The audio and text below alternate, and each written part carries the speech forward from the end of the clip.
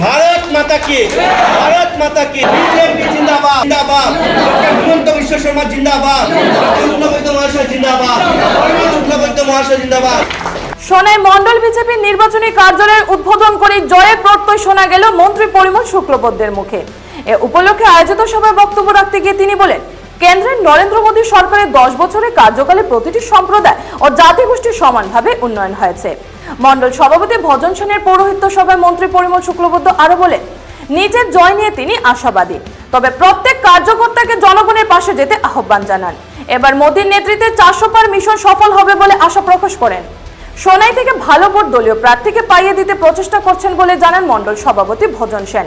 সভায় বক্তব্য রাখেন বিজেপি ওবিসি মোর্চার জেলা সভাপতি কৃষ্ণজীবন দেবনাথ, সোনাই পুরসভা চেয়ারপারসন শিলুরানী দাস, বিজেপি নেতা অশোক পুরকাস্ত প্রমুখ। আপনি দলের কথাগুলো, আপনি আপনার মনের কথাগুলো নিয়ে যান প্রত্যেক ঘরে ঘরে, একজনকে বাদ দেবেন না।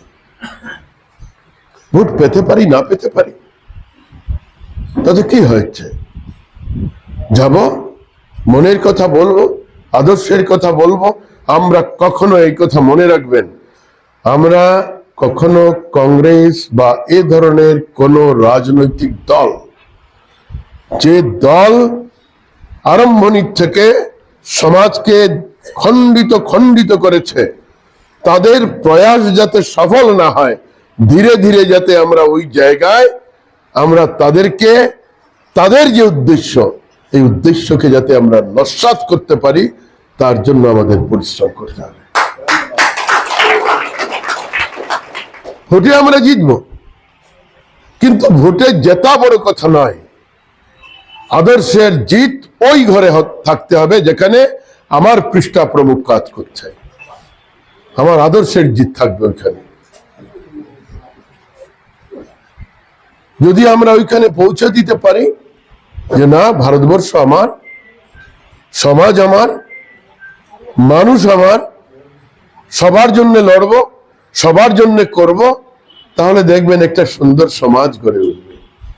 আর এই সমাজের মাধ্যমেই একদিন এই ভারত মা জগৎগুরুর আসনে যাবে। কে চায় না? সবাই আমরা চাই। আজকের দিনে বিশ্ব, দাদা একটা ছোট্ট করে হলো বলেছেন, আরব কান্ট্রির মতো জায়গা। আরব কান্ট্রিতে আজকের দিনে অনেক হিন্দুরা মনে করেন যে আরবের এখানের সম্রাটে হিন্দু মন্দির বানাই দিলাইছে, রে বা সাংঘাতিক কথা, শেষ হয়ে যার দেশ, মারো রে, হুতাও রে বিজেপি রে। আরে এরা বুঝতেই পারছে না হোয়াট ইজ হোয়াট। আজকের দিনে বিশ্ব এই কথা বুঝতে পারছে যে সমগ্র বিশ্বের মানুষকে এক পরিবারের এক ছত্রছায়া, বিজেপি নয়, মানুষের ছত্রছায়ায় নিয়ে আসার জন্য যে সংগ্রাম চলছে, তার জন্য আপনারা দেখবেন